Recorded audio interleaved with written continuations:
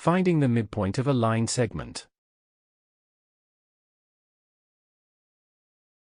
The midpoint of a line segment is a point in that segment which has the same distance from both endpoints. In other words, the midpoint M of the segment A, B is halfway of the straight path that brings from A to B, or from B to A.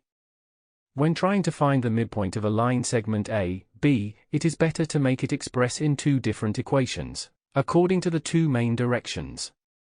Look at the figure, we have the following shown on screen. From the figure, it is clear that if point M is a midpoint of the segment A, B, so must be M, X for A, B, X and my sub for A, B, Y as well. If the coordinates of points A and B are known, then we use the concept of arithmetic mean to calculate the X and Y coordinates of the midpoint. We will explain later on in this course the arithmetic mean concept, but for now, it is sufficient to say that arithmetic mean is the usual average you find every time you have a set of different numbers, and want to know what number can substitute all values in the data set to give the same result when added. For example, when you want to know the average score of 2 exams, you add the scores and divide the sum by 2. In this way, you find the arithmetic mean of the 2 exam scores, a number that you can use to estimate your level of understanding of the given subject. From all said, we conclude that we must add the coordinates of points A and B for each direction separately and divide by 2 the sums obtained. In this way, we obtain the X and Y coordinates of the midpoint M. In symbols, we have the following shown on screen. We have the following shown on screen. Where A is the leftmost point of the two, we can also express the two endpoints by the indices 1 and 2, respectively, as subscripts. In this way, we obtain the general form of the two midpoint formulas. We have the following shown on screen. We have the following shown on screen.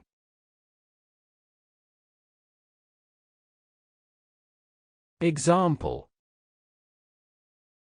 Calculate the coordinates of the midpoint millimeter for the segment A, B if the coordinates of the endpoints A and B are A, -4, 1, and B, 2, -1. Solution. We have X, A, equals -4, X, B, equals 2, Y, A, equals 1 and Y, B, equals -1. From the two midpoint formulas, we have the following shown on screen. We have the following shown on screen. We obtain for the coordinates of the midpoint M, after substituting the given numbers, we have the following shown on screen. We have the following shown on screen. Therefore, the midpoint M of the segment A, B is M, -1, 0. Look at the figure for confirmation. We have the following shown on screen.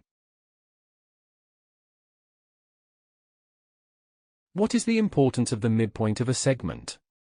Well, there are several reasons why knowing the coordinates of the midpoint of a segment is a good thing, where the most important is to check whether a given graph is linear or not.